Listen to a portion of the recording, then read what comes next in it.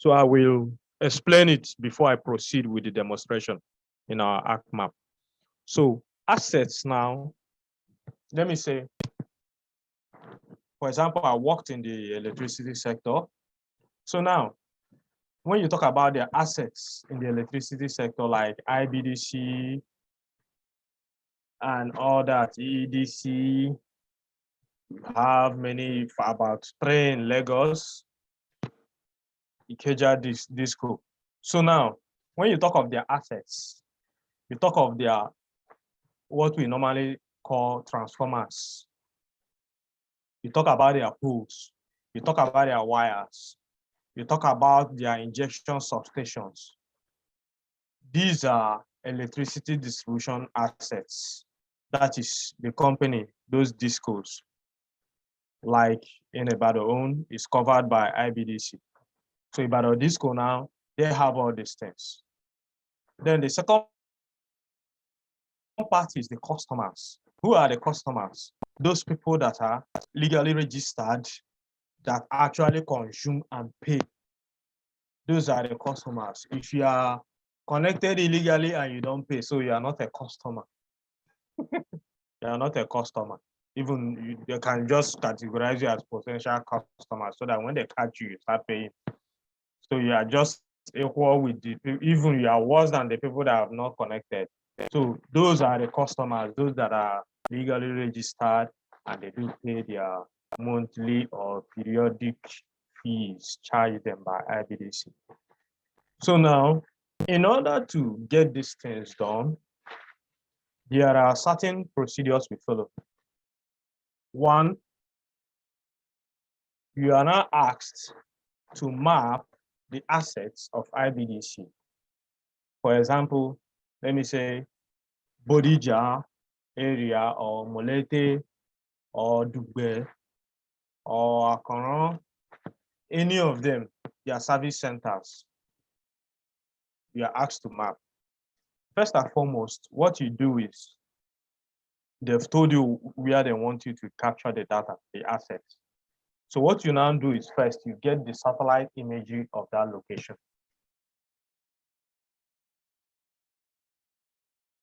That's the first thing you do, because you already know the area. They've told you this is the place and this is the place. In case you don't know the area, maybe you're a foreigner, the person, you're just from somewhere else, any other part of Nigeria, you don't know the area. You just have to travel to that area first and get just one coordinate point.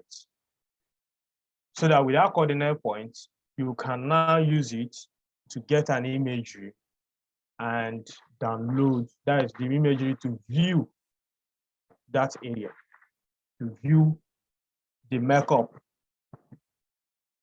the variations in building locations, the road types and all that. After doing that, just viewing it just to see how it is, then you now have to go with someone that actually works with the company that gave you the contracts. What are you going to do?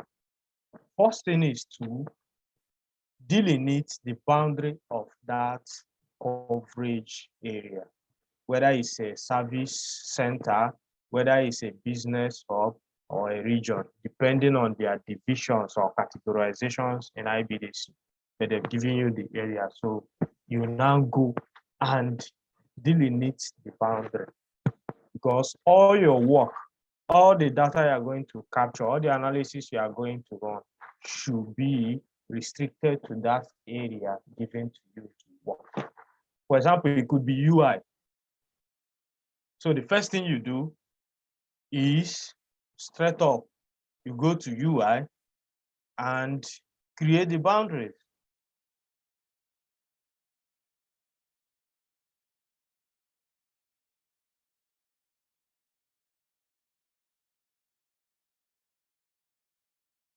Create the boundaries.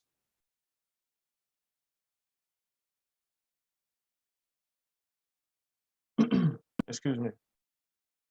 I hope everyone is hearing me. Hello. Yes, we can hear you. Yes, we can hear you. Okay, okay. And you understand what I'm saying? At least Yes. you understand. All right. So now, when you create the boundary, you've gotten the first step right. Because the major implication is that if you don't create that boundary, you might say, oh, I know how to digitize. Let me just start digitizing the buildings. And you cross, and you'll be busy counting 5,000 buildings you digitize in a week or in 1 hour without knowing that 4,000 of it fell out of your boundary. So you don't have any business with that area. So if you use it for any analysis, you'll be totally wrong. The same thing with road and all that. So first thing is just to create the boundary. You delineate the boundary of that area. After which, you now have to study the area a little bit. That is the satellite imagery. You study it a little bit because you must have downloaded accurate that area. Remember, the satellite does not give you your boundary. I mean, the imagery, the raster imagery you are going to download, it's not your boundary. It's on grids. So your boundary will fall inside 1 grid or 10 grids or whatever. So you just clip it out and leave the outskirts. So that's just how it occurs. So now when you now create your boundary, you now start to capture the data required by your client or for your analysis. Maybe you want to do a project as a student, as a PhD student, because sometimes I do with some PhD students. So you just know that these are the things I want. These are the things I don't want. So if it is, for example, is access and customer. So that means you are going to get where those customers stay, because actually the customers consume those lights, but they don't do it along the road and all that. They must stay in a building, even if it's a kiosk. It must be somehow a building, a covered area. So you get them. That is one. You get the road because you must have access to those areas. That is one for the customers. Then for the assets, you can't, for now, for the satellites, you can't use the satellites to capture those data for the assets, because most often those assets appear or should be represented as a point. So now those points, you will have to go to the field to capture the data yourself. From the injection station, like when we did our project, you will be given, a mapper will be given 1 feeder line. That's what they call it. So from the injection substation, we have one in Ojo area. After the Ojo roundabout, when you go down a little bit by the left, you see it there. So we have some other area across Nigeria. So now from there, they will give you a feeder line, 33 kVA. At the end of the 33, you cannot get 11 if there is a drop down. Sometimes they just go, and some companies will just take 1 feeder line. So when they give you that feeder line, they will log you in with a device, but not a GPS device, but another device that will have the GPS, because what the data you are going to capture is not just the poles. It is the poles and other components of that pole. It is the transformer and other components of the transformer. That's how to get those assets. So you will now have to go from the injection station, they log you in, everything. So when you open your device, you will see a software created by the company. And in that software, you now have enough detailed analysis of those assets, because NEPA itself have analog. So for you to, they want to go digital. So this is just the procedure. Now, when they give you that, when you open it, you now see, like, GIS, like ArcMap, you have the attribute table. So there they have attribute just like an Excel. Yeah. So in the Excel, when you open your device, you see a sheet like Excel. Then that's where we register every other thing they want you to capture in those assets. It might be the transformer, excuse me. They will ask you, maybe the number one question there will be, what's the name of the transformer? What's the load? KV or whatever it is. What is the make? What's the country? When was it installed? They have other companies like the oil leak, this, that, it might be up to 15 or 20. They want you to capture it. So when you get there, the first thing you do is to get the coordinate point of the location of that transformer. So after getting the coordinate point, you will now open the Excel sheet. Let me just use Excel sheet in that device. So that's where you fill in all the components. When you're done, you save it and you move from the transformer to the next pole, to the next high tension pole. When you get to the pole, you get the coordinate points of that pole, then you register. Is it, how was the length of the pole? They give you some default heights, maybe 33 meters or 27 and all that. You get it. Does it have a pole stay? Does it have a crossbar? Does it have this? Is the wire sagging? The wire that is from the transformer to the pole or from pole to pole, is it sagging? Is it okay? And all that. Is it joint? And all these things. So when you're done from pole to pole, from transformer to transformer, you end up capturing these assets. That is the data you're going to use.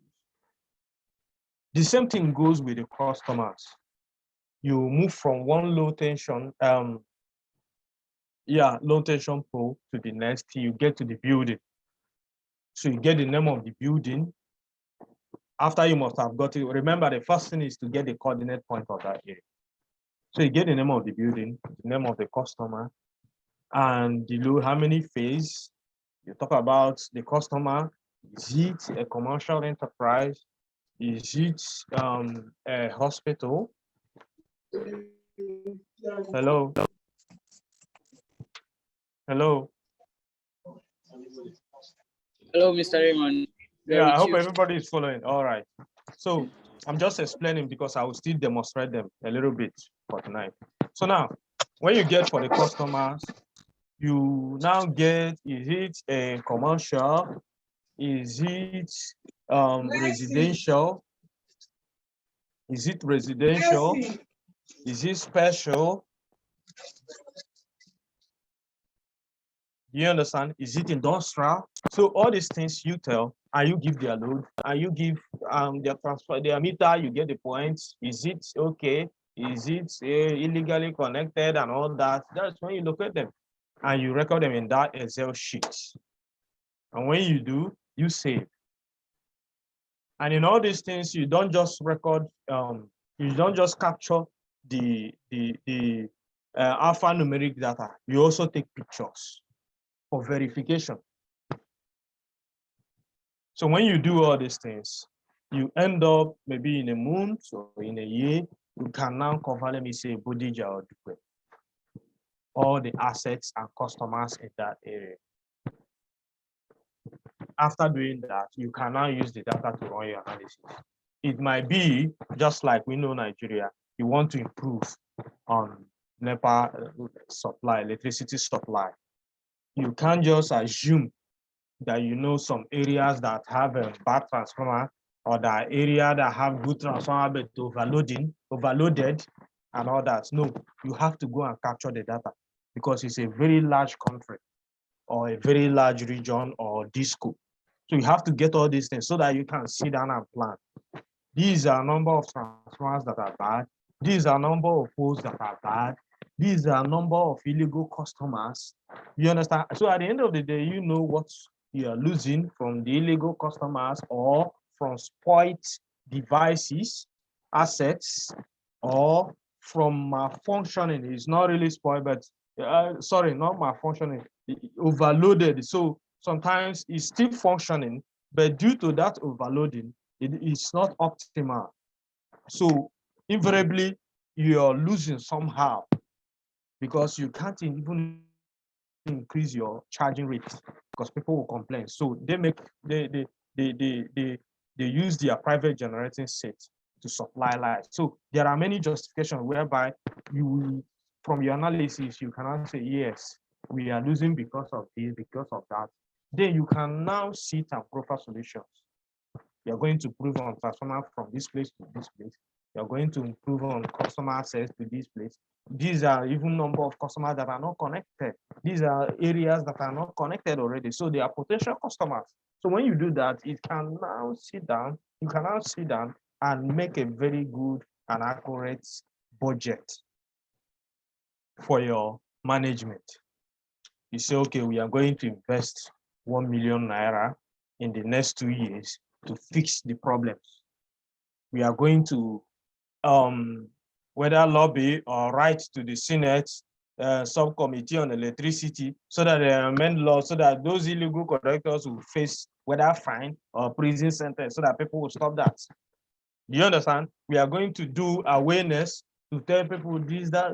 There are many things you benefit, at least for a short time. Then in the long run, you can also use that data to project, especially this capitalist economy. You can say, let me add 2 naira to their monthly charges.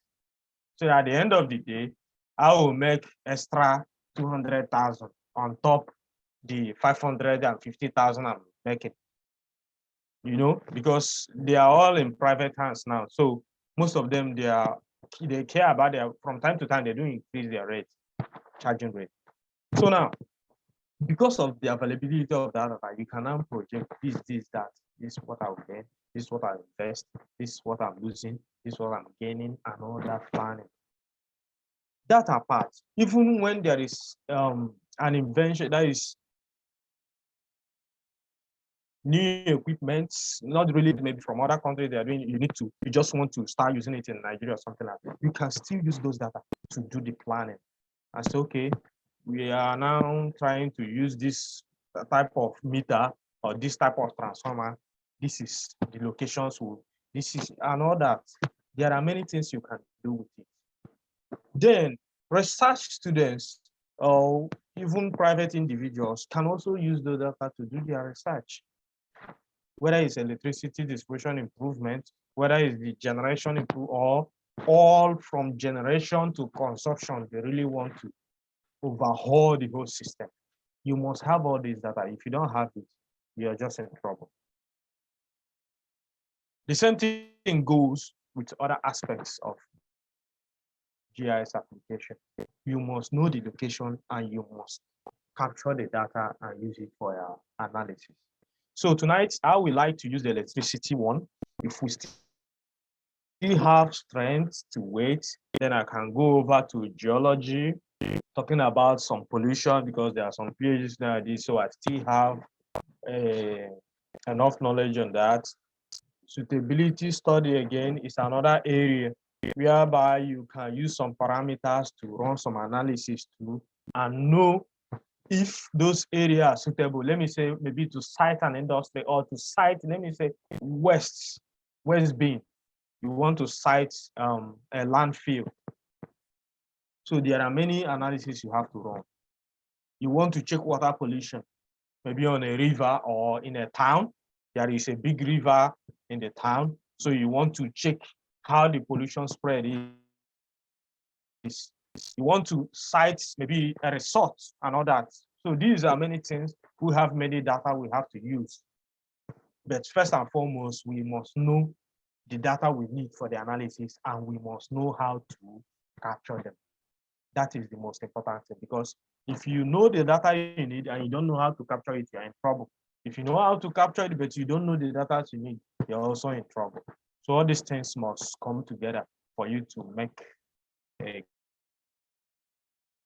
good headway. So I'm going to do a little bit demonstration now. So, but I would like to know if everybody can hear me. We've reduced to 5 people.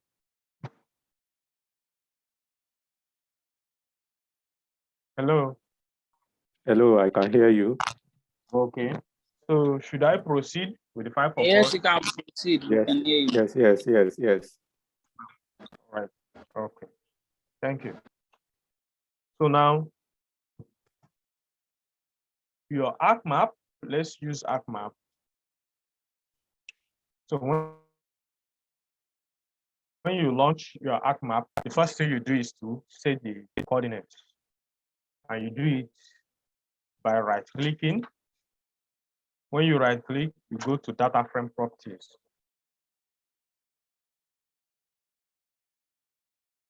Yeah, it's open.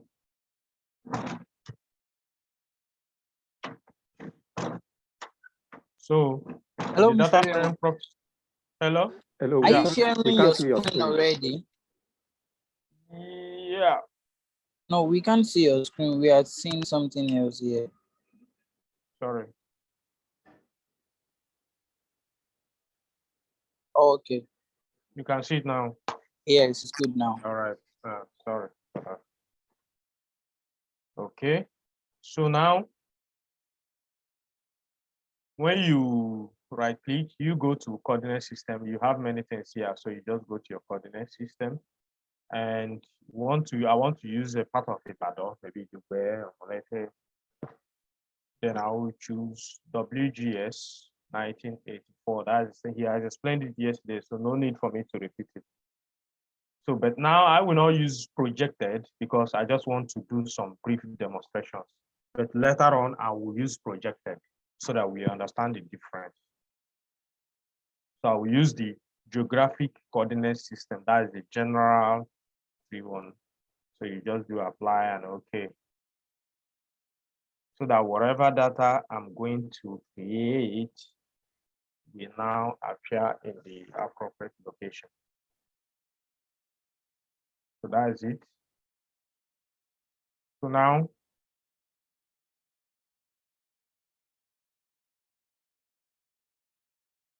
okay, someone wrote in the chat, some of us are barely exhausted. Don't worry. Tomorrow, after the two speakers, and if we still have time, then I will proceed and give more lecture on this. So now, I've done that. So the first thing now, just like I said, I'll bring in the imagery. We go to add data. This is the add data button. Just click on it. And inside it, the submenu will open. So from there, the add data simply gives you access to your computer, whether inside your laptop or you have a external hard drive where you store your data. In this case, raster, you can access it from there. So you see the first box here says look in. So from there you can now access. This arrow is for you to just go up, and that is backward. So you say look in, this is it. Another one, you can create folder here, connect to folder rather, this plus. That will connect you to a folder. If you know the folder direct, you just go. If you don't use this one, use this one. This star one is just to create a folder here. So let me use this one and go. Then I will use the other one too. So I will go. I have a external hard disk here I want to access. I have two. So I will access them with my laptop too, so that everybody will understand better. So this is G. Yeah. So this is it. I'm in it. So I can now open any folder and check around and pick up the things I want. For example, I can open, okay, I can open this. Inside it, I can open this and all that, the size document. So that is it. That is on G. I can also open F, this folder.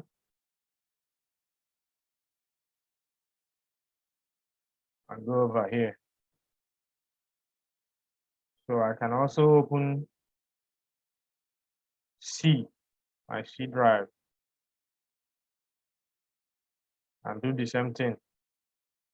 So the same thing goes with this add connect to folder. Connect to folder. Choose the folder to which you want to connect. So that is just it. Look at the external hard disk here. You get Shiba, then I C drive also. So it's just the same thing. It's just different ways to get to your folder where you saved your materials. Simple.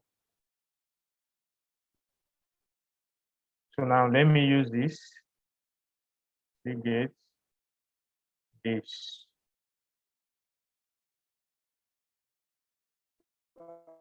Click OK. It will open it there. I hope it's clear.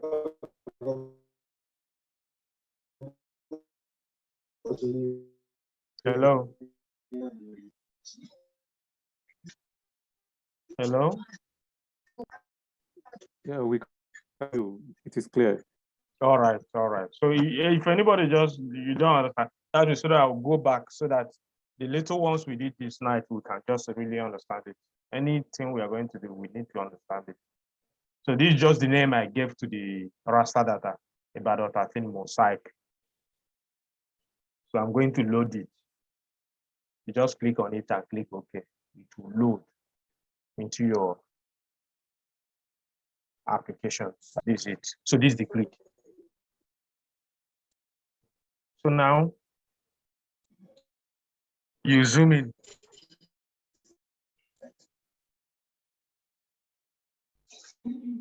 Yep.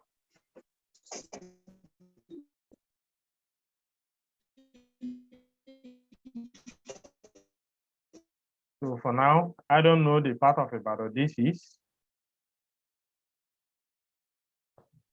Oh, excuse me. So, but don't worry. So I'm just looking around. I can see these are buildings. And from my own experience, and which I believe you guys will understand also, this should be a school. This is the playground. Hello, can you hear me?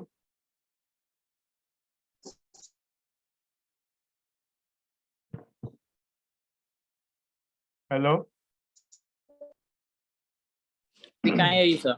All right. So this is just the GIS itself. So everybody should pay attention. So this is just it's not everything you just run analysis, but from experience, you just oh, this is the school. These are the school buildings, this is the playground. So these are just the normal initial analysis you do with your eyes. These things are schools. This thing is a water body here. One, you can see the line somehow, then you see the vegetation around, and you see the buildings a bit far from the vegetation. So this place is swampy. So they've not built anything around here. Their buildings are still far. Look at it now. Look at the water body here. So you just know that, yes, this is a water body and it goes just like this. Look at the flow path. So that is it. This is another place that should be school. You don't have schools here except all these maybe private one building school and all that. With all these public schools, you can see them. This is an expressway.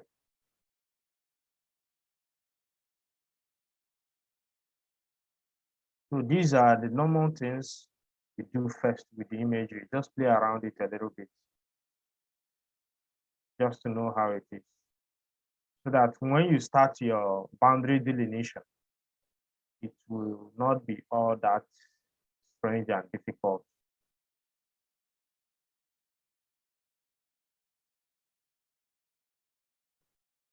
Remember in the example I gave you about, that's the example we are going to work on now, the assets and customers. You can only create the boundaries when you want to map the customers. The assets, you don't really use boundaries to create them per se because of how the electricity companies actually deployed their assets. They did not deploy in such a way that just one location will have or no. They did it, the capacity is just high.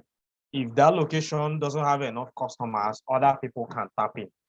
So one feeder line or one transformer can supply beyond just one weather service center or one location, just a normal location. So that is how it. So you don't boundary for them. Rather, you just flow them. Their boundary should be only the disco itself. For example, IBDC. So the one for IBDC, maybe the one from center might go right up to Kwara State, just depending on the capacity. That is just it. So it doesn't really have that specific boundary like you have in their customers. And besides, it's only the customer that give them the profit, not their own assets. So the assets, they will just deploy in such a way that it will help cover their area of franchise. So I've played around a little bit. Now, they ask me, I want to create a boundary. Now I can't visit the ground, but at least from my explanation, everybody will understand what we are going to do. So now they have their analog data that says so number of customers in so area belongs to so division. Let me say division 1 to 4 or division ABCD. Now, like they call their service centers, business hub and regions. Now, they say, for example, you've gone to the field to collect that coordinate point. They now tell you that within this area, you have that ABCD. And they tell you that within this area this road is the boundary to divide, or let me say it goes across the road. This particular expressway here. This is a double lane expressway.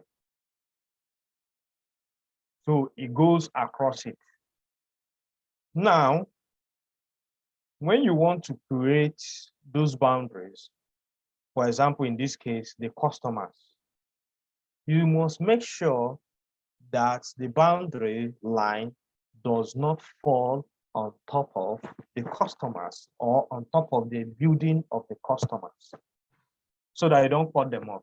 You must find a way to either exclude those that are not in your group A or group B or section A or section B. You must exclude them. Those that are in, you include them. So more often than not, you use these major roads or minor roads or water body to create your boundaries. What do I mean? When digitizing to create the boundaries, for example, in this place, they now let you know that these people or these buildings in this area is part of this section A here. So it simply means whatever thing you're going to digitize must go from here, this road, then you cut it here. From here, then you can now use this water body. This is a water body here.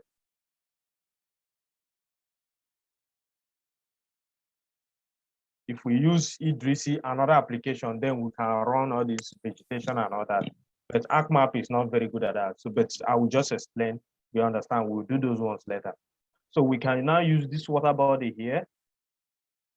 And from the look of this vegetation, this is palm trees. This is palm trees. So but you now take this side, cut it this side, and come here. So by so doing, you have effectively cut off these ones, these other customers or buildings out from the group A. The group A is here now. So these people are included here. So your boundary now, bring in these people and merge them together and take these people off. So those are the things you must be very, very careful to know. And you can only get the accuracy when you zoom in during your digitizing. If you might just be dropping, BBC dropping the polygon lines And when you zoom in, you find out that some of them are on top the buildings. So effectively, if you are running any analysis on those buildings which contains the customers, you might have problem because the app itself might cut off some customers, some buildings. So you must zoom in to digitize properly to get those ones in that area. So those are the things you do in those to get those sections where the customers say. So now we are going to start first to create assets here. But had it been around, I would just take everybody along. We just go on a field data capture. That's what I would demonstrate here now. So now when you are giving it, let's get the asset first. Then we go for the customers and the asset. So now to get the assets, which are the transformers and the poles and the electric lines. So now the poles and the transformers will be represented with points, while the electric lines will be represented with the normal line shapefiles. We don't have any need for polygons in the assets. So now, first and foremost, when you open the app, you're going to create the points that you use for the asset mapping. But in the real life, when you go with your device to the field, you just get to the points of transformer or pole, and you take the coordinate for automatically you are creating those vector files, because those data you captured will now be converted to CSV and brought in here to plot. That's what we do. So now, but here we can just create our own and see how it goes. So now, first, what you do is you create your working folder.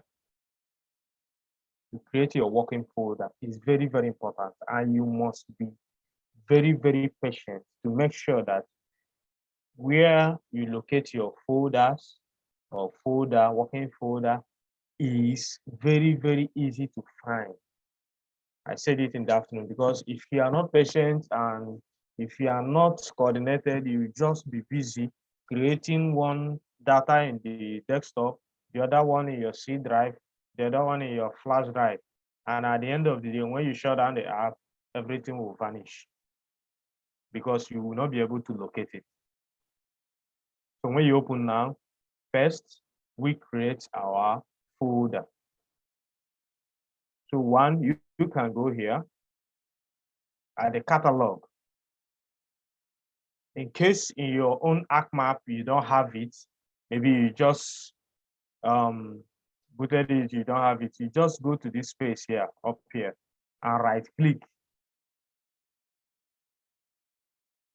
When you right click, you get many of these things there.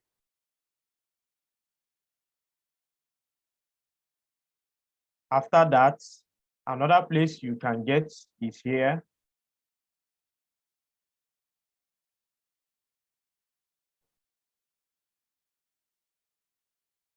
From your geoprocessing. That is one.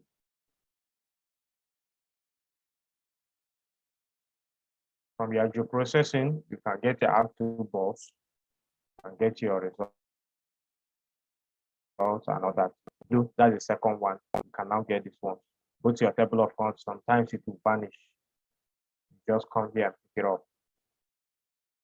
So some of those things are hidden, and they do frustrate some people that don't know it, especially if you are new. So those things, you can actually get them back comfortably. So now we now get the catalog is here already. So you open it. The catalog now is another area, it's another window to your system or to the external hard disk or to your flash drive.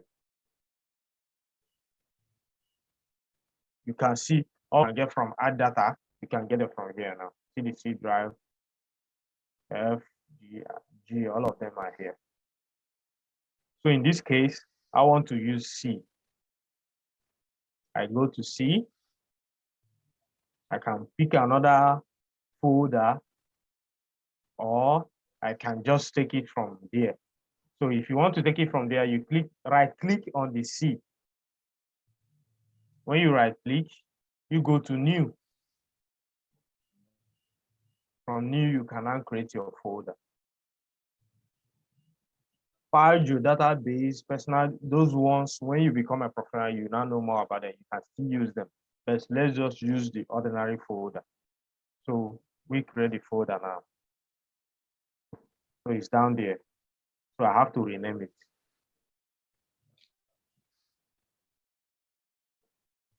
I can say UIGIS workshop underscore. In our ArcMap, you use underscore. You don't just use the normal dash. It doesn't really accept you use underscore. So I can say workshop. Click enter. I've created the folder. That's my working folder now. So now inside it, I can create another folder, or I can just go straight and create our vector shape file, which we will use to create those assets. So in order to do that, you just right click too and go to new. Inside the new, some menu will come out. Then you go down to your shape file and you click on it. It's open. So you just have three things to do there. The first is the name. The second one is the type of vector data you want to create. That is the feature type. Then you set the coordinate system. Now, the normal coordinate system we use for our app is just the normal general one. That is the general coordinates, not the. So first and foremost, I'll pick it up. The name. I can say, okay, let's start with transformers. I can say, okay, just transformers. Transformers. Simple. It's a point shape file. It's a polyline. A polygon. Polyline is the normal line shape file.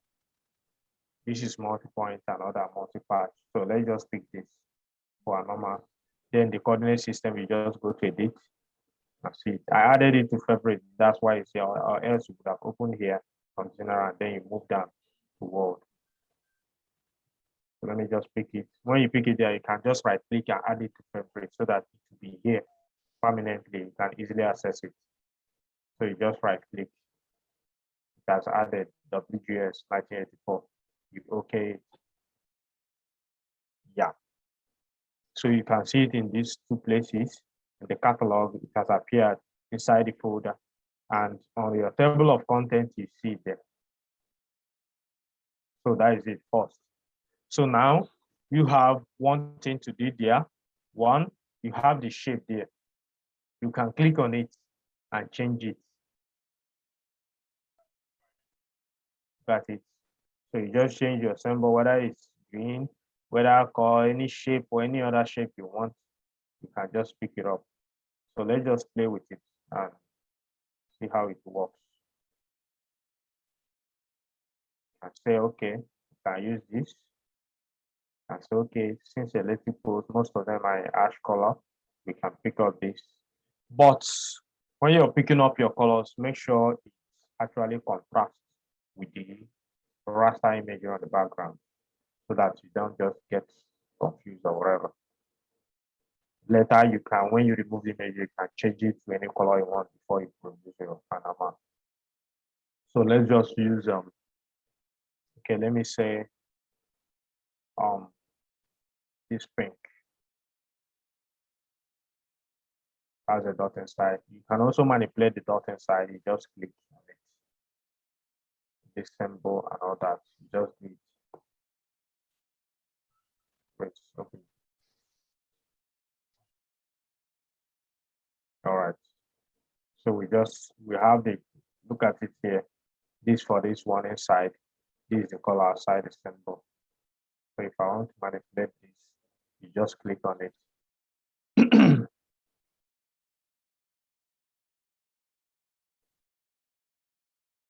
Just click on it, you can change the ratio and shift the angle. It's on 100, okay, it's 200 now. Hope everybody is seeing what I'm doing.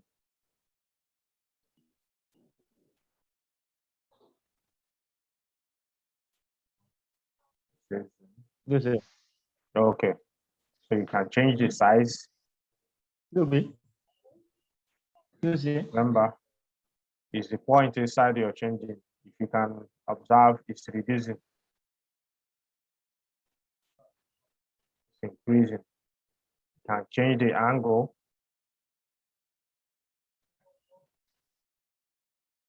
See, all these things you can just manipulate them. Yeah. Do that. And mask and all that. So there are many things you can do. You can change the color of that dot. You can change it to, let me say, yellow.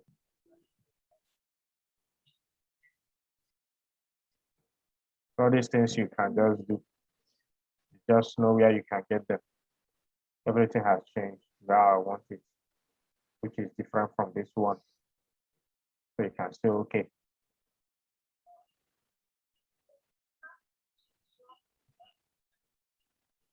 So that is it. I've created the shapefile. So the next thing is to digitize. So now, in the field, in the real practical field, now you must have been taken to the injection substation, and they will now give you your feeder line map.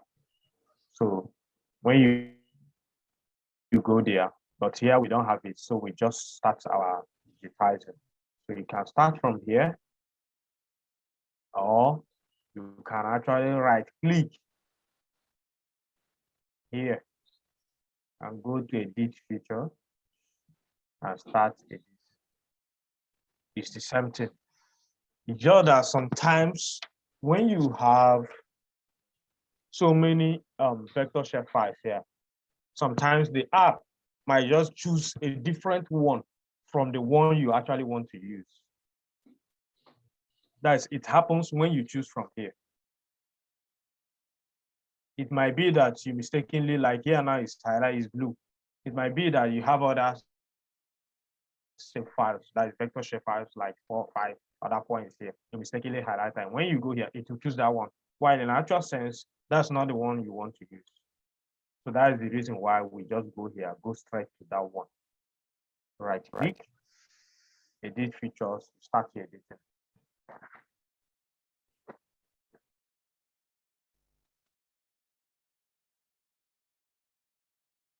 I hope everyone is following and I'm audible enough.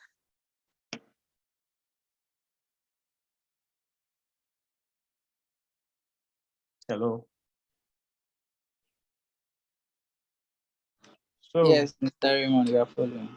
all right. So that's the first thing. We've started editing. You can see the cursor has changed. That's 1. 2, you now go back to that same place, to that same name, to that same vector shape file. Right click.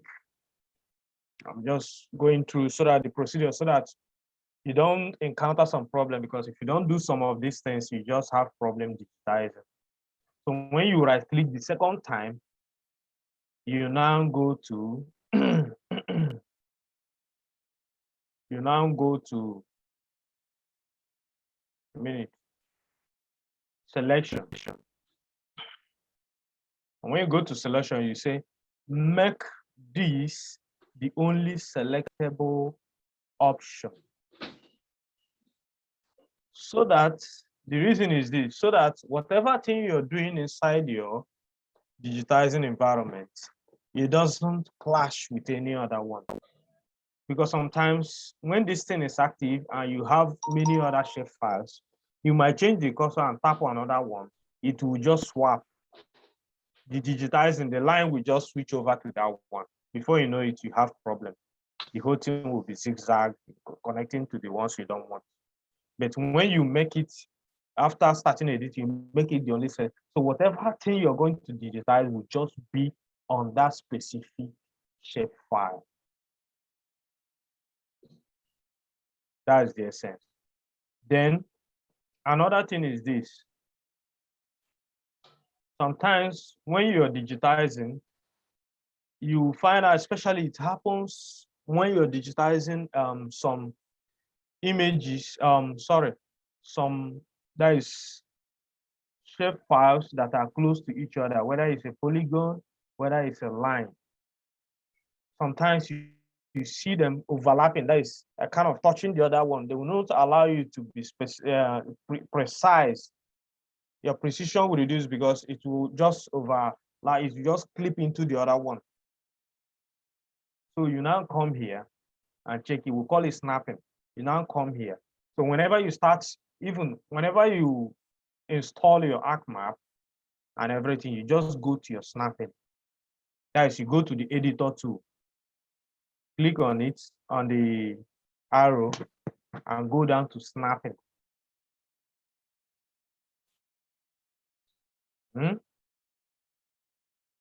That's the snapping toolbox. That is it. So in order to avoid the snapping, you go to the options and make sure that you change this tolerance pixel to 2. If you leave it to 10, let me demonstrate. By default, it's usually 10, I think, yes. So when you do the 10, this is what will happen. You want to digitize. Remember, after that, after creating your shapefile, you make it selectable, you now come to create features. And when you open it, this is what you see. It will be on the default setting. So you click on that vector shapefile so that down here on the downside, it will now bring out the actual shapes. So we want to create individual shapes, so we points. So we just pick it. It's on it default. So you start dropping it. Normally, the electric poles are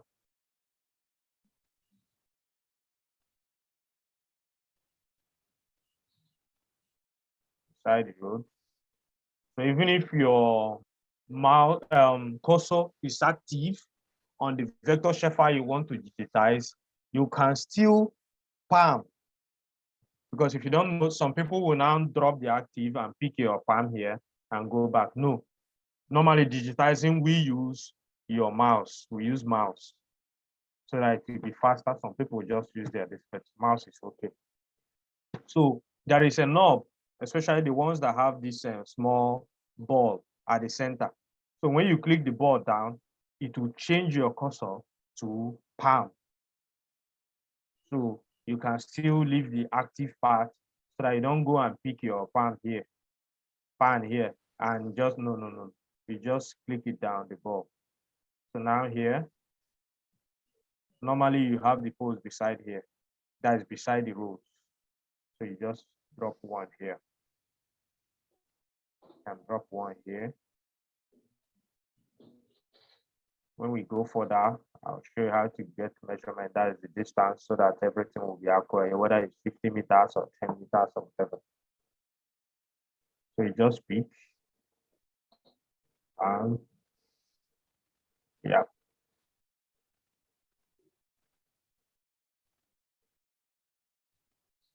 So now, because that snapping is on 10, the tolerance level is too high. You see snapping. Well, I want to drop it just beside it, but it doesn't allow.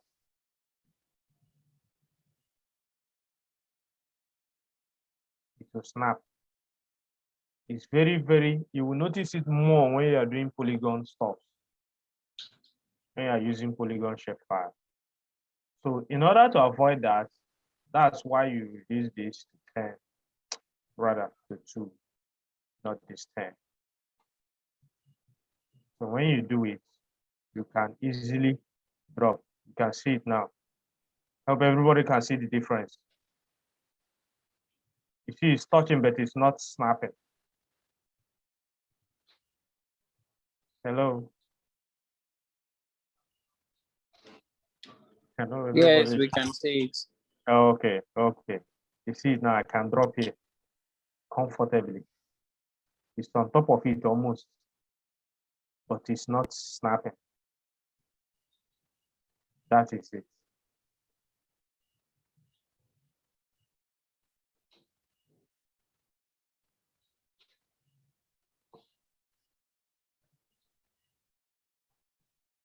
You can just highlight and delete.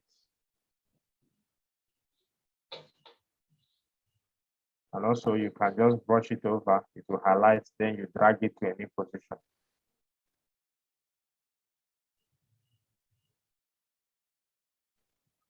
Click on Opus Post,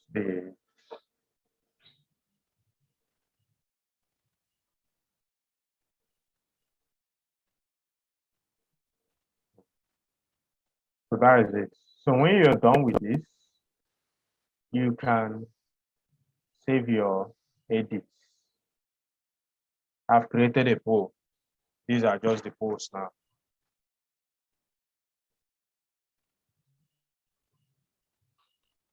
You can save your edits. You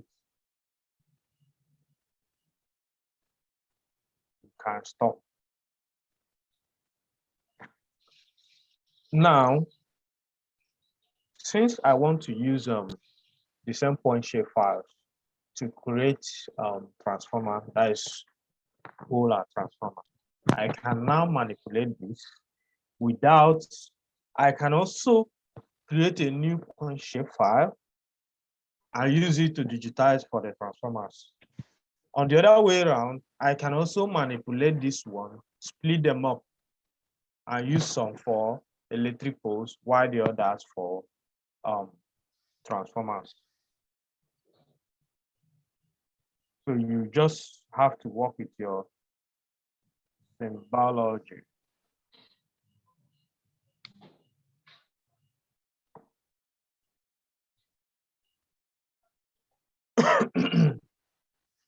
So that's how we do it.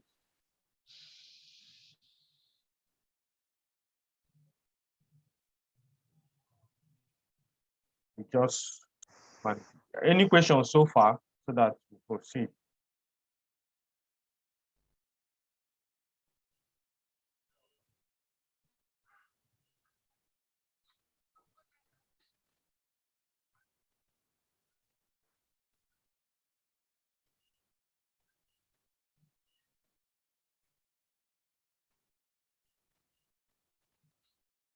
Questions, please.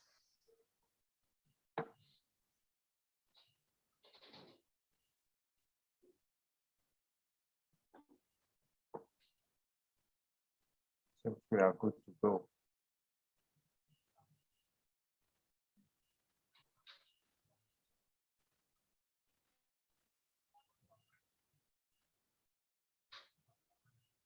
Hello.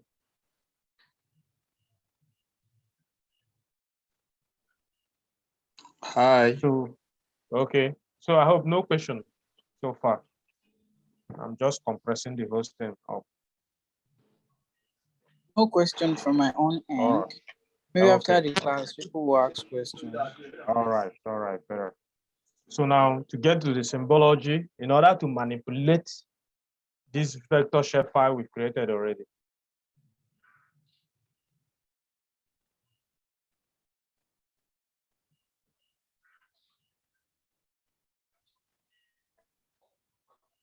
So we go to the symbology. Just give me a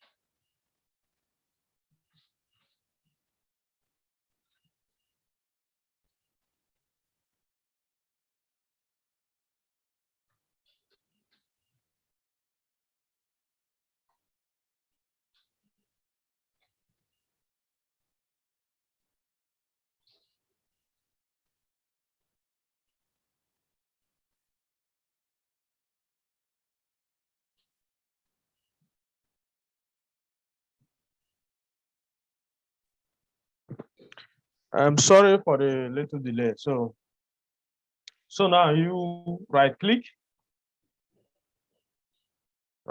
on the file, go to the properties. All right.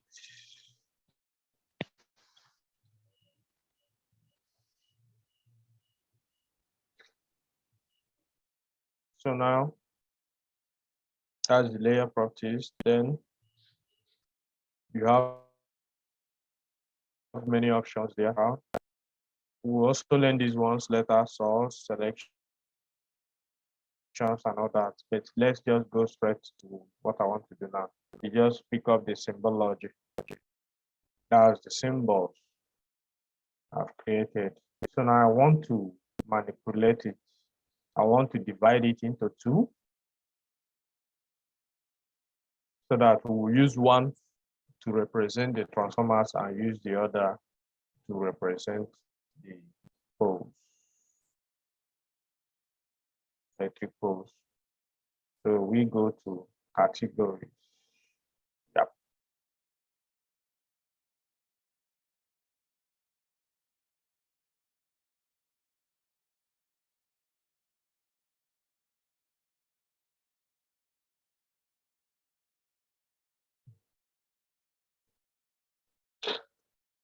So we'll have how many there? Sorry, Mr. Ray. Could you go back a little? I'm a bit lost. No problem. Did you understand how we created this your file? Yes, yes. All It's right. just a few steps. All right. All right. Thank you. All right. So now the shape files will have, I want to divide them into two. That is categorization. Use half of it as transformers and use the remaining as electric poles. I hope I'm audible. Yes, yes. So now, yeah. So now I said you go to the shape file and right click on it, go to the properties.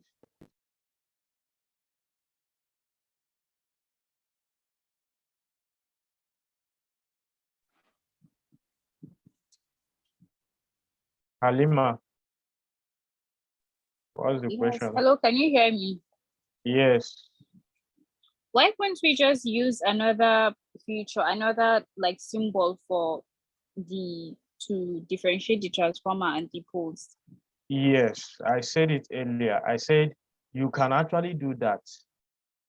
You understand? You can actually create another shape file, another point, or whatever more polygon. But if you create it, everything will be simple. Remember, I want to be practical. I don't want to do the simple part. I will teach you the simple part. But I want to just use the complex means we can use to manipulate data. You understand? Okay, let me just give you one of the major reasons why we want to use this one. If you keep on creating vector files for each data you want to create from the raster, you might have up to 20 or 10 here. Do you understand? Access paths, let me just put it there. Access paths, we can just manipulate, we can just divide, we can just share and all that. But just the normal standard, you will just create another one and call it transformer, call it poles and all that. But you have many. But actually, you can use these ones and divide them. It's as simple as that. So if you want me to just do the simple ones, I can do it, no problem. But after doing it, then we impute the data I want to show you guys. Oh, So which no, one? it's okay. I understand. Use the complex one. It will be better for future. Okay. purpose. Yes. Because sometimes you might see it later on, because you might start seeing professional works as you say, it's only 1 point here. So how come, but on the map itself, it's showing this, that. How did they do it? It's just simple thing. So that's why I'm doing it. I will still show you the simple one. So you right click, go to properties.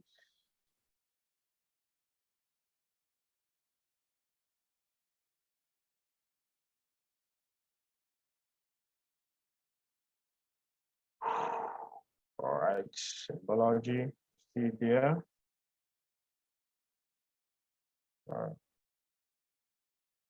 Categories. Right. Value. Okay. Count is 8.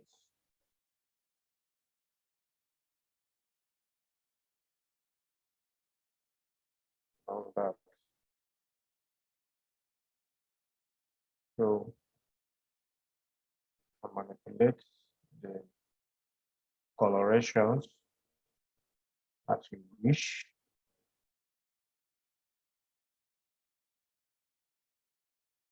Just knowing all these tools is very nice.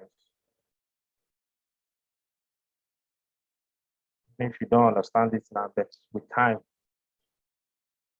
very simple.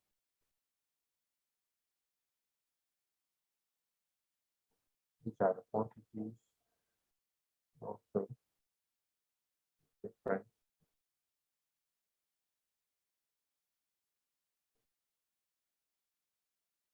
Okay. Charts.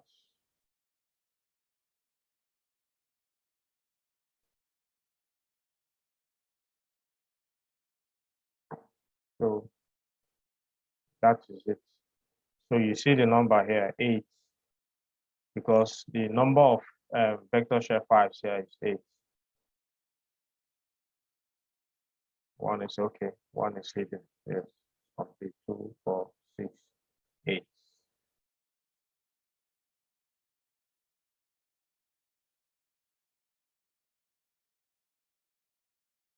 Very much system is handling the data is very, very raster.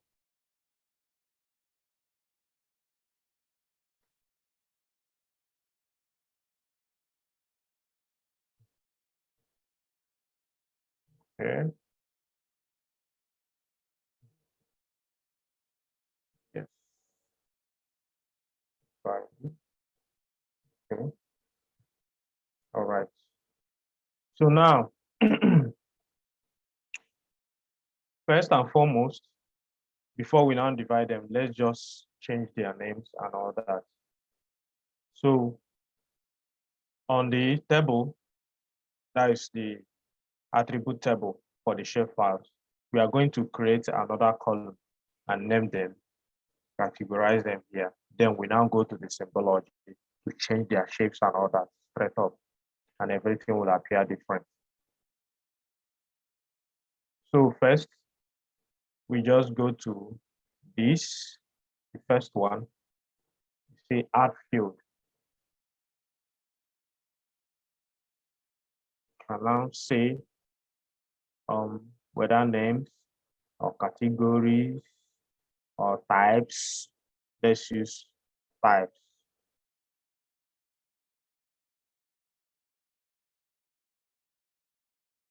Text. Okay.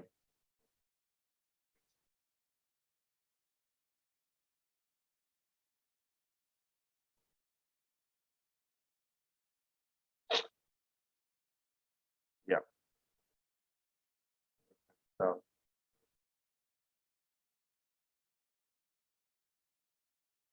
okay. This, that's it. When you double click, it will automatically zoom to that one.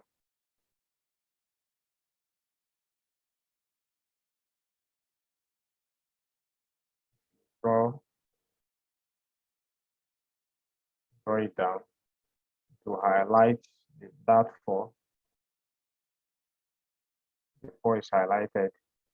So these are the little money. So can go to the end here and click, everything will just go up. So now we can say these ones are the transformers. So before you can actually write into it, you have to start your editing.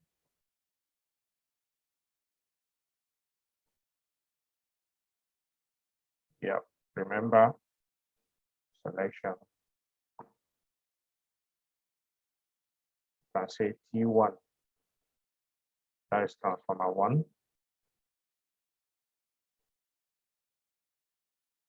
T2, T3. Let's say 3 of them are transformers. Then the remaining, say, is poles. That is U1.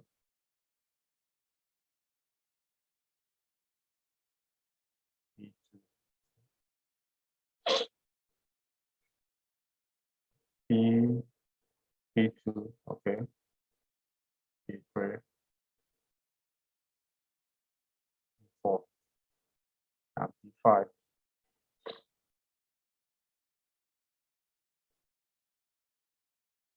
So, say, stop. You can just go straight to stop. It will still ask you if you want to save. You say yes. Yeah. So now we've divided them.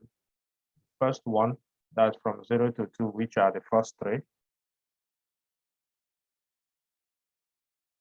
These are the transformers.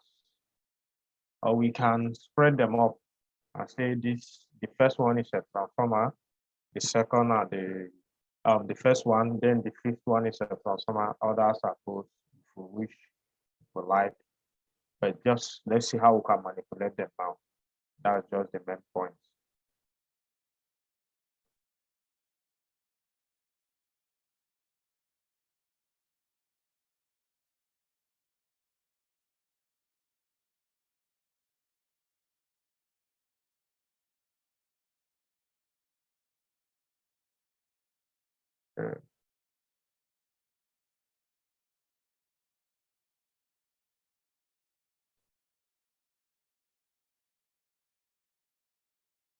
So this is it. We can see here now that everything has appeared, just like we have it in our attribute table. Can we notice the whole stuff? The whole changes now. Hello.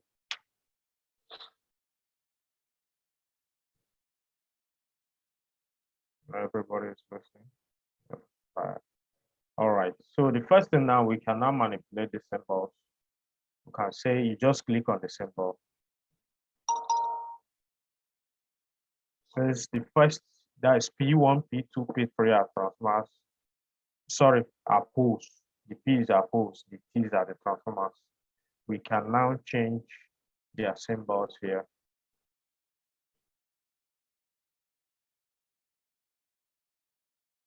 And use this.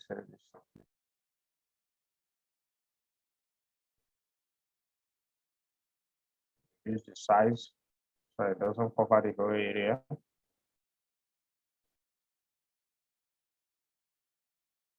And you can also say that these are P's, these are poles. But you might find out that in the field, when you are capturing the data, you notice that some poles are different. Some are maybe double, some are 3, some are 4, some are longer, some are shorter, and all those categories, not by mistake, I mean by design. Maybe they have it different designs for different purposes. It normally happens. So you can also identify them here through this symbology. You can say, okay, this first pole is normal, you represent it with star. You can represent it with a star. So the second one, be a star inside a circle. Remember the size, the previous one is 7. Yeah. Same thing here. This one is another one.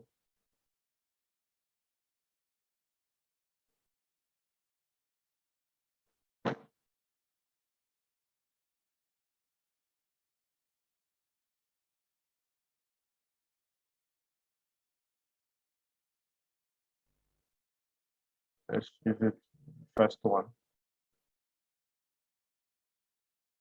So apart from the normal different sizes of poles they can deploy, it might, this differentiation might also be used to identify maybe faulty poles from the non-faulty ones. Maybe those that are also, maybe they are not faulty, but wooden pole and concrete pole. Excuse me. Wooden pole and concrete pole. Faulty pole and non-faulty. Collapsed and non-collapsed. So all these things, you just capture the whole post and then use your symbology to differentiate. But during the data capture, you must have made some adjustment in your data analysis, the data recording. That this one, maybe you can add, let me say, P1, every P1 is accurate, it's good posts, they are standing. Every P2 is not standing.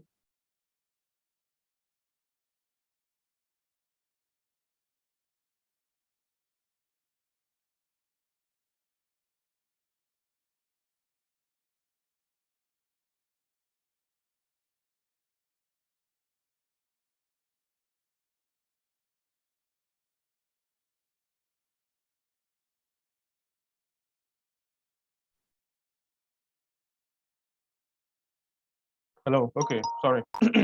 So now you can use those differentiations to actually say this one is a bad pole, this one is good, this one is collapsed, this one is not collapsed, this one is wooden pole, this one is concrete, and all those things. You have all those variations.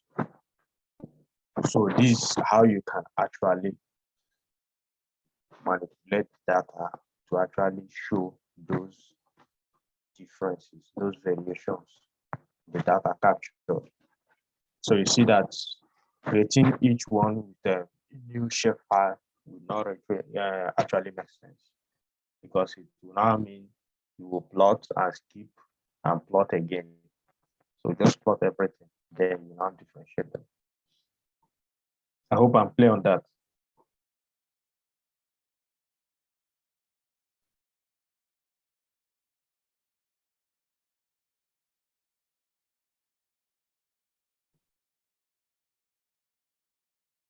So I'm done with the P's. So I'm into the transformers. Can also have such things. Maybe the first transformer is good. You can just use your green. Just see. Second one is also good.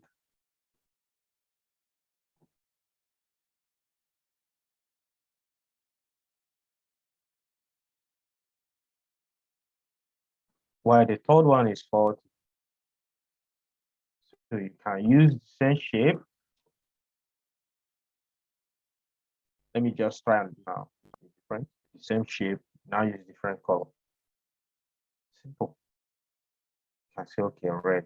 Since the other ones are green, they are good. Use red. That is danger or whatever. Pick up red.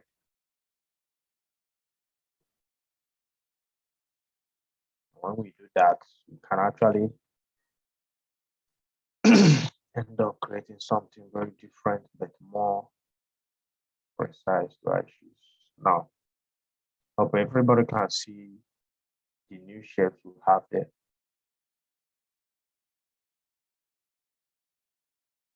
And we can see that some of them are bigger than the others, so we can adjust them. I just applied. I've not clicked the OK test to remove the menu. So we can now adjust this.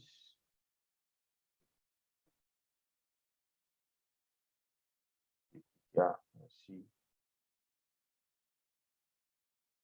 Yeah. So that's 10. It's a bit bigger now. Let's make it.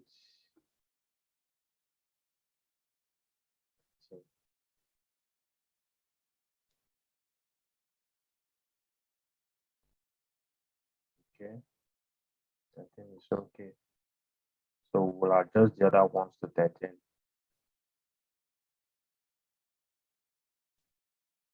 It's 10 o'clock. Can proceed a little bit. Then, so one is 13. So we can adjust these other ones to 13 too.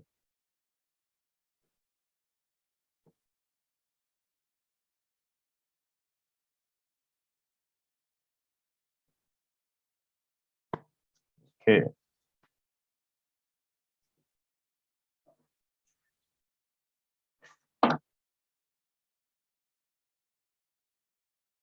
The changes did not affect. So we go back.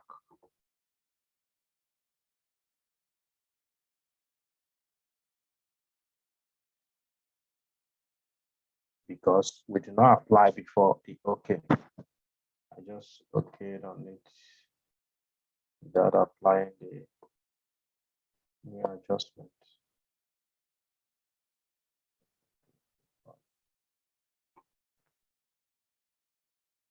Apply. Effect.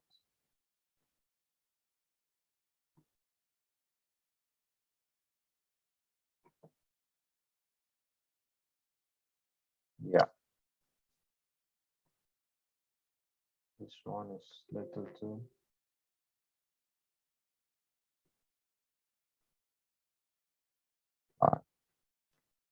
Okay. So we can see the changes now. So now, just like I said, you can just use this differentiation, categorizations. Say these ones are faulty, these ones are not. These ones are of this type, these ones are of the other type. It's not just in this transformer and poles.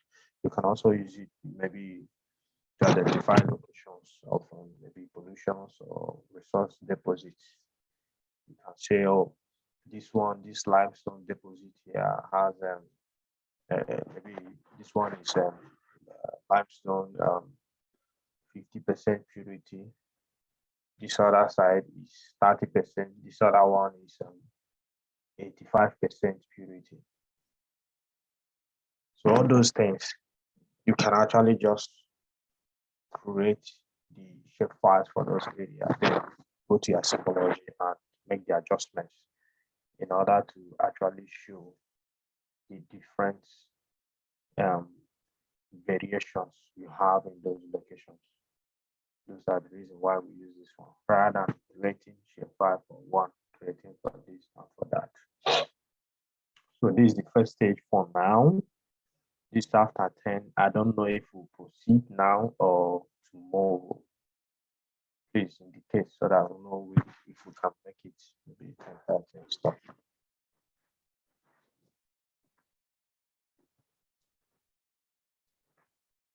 Hello.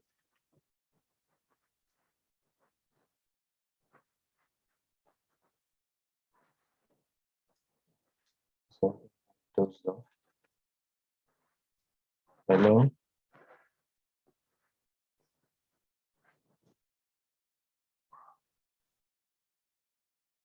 Hello.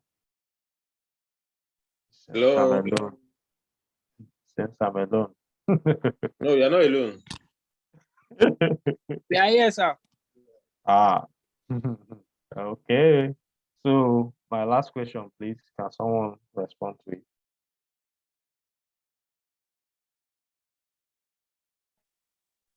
Hey, Really. people, boys on the law, so I mean, only me. I intentionally What happened you is don't want to repeat we what will I go asked. through it. We will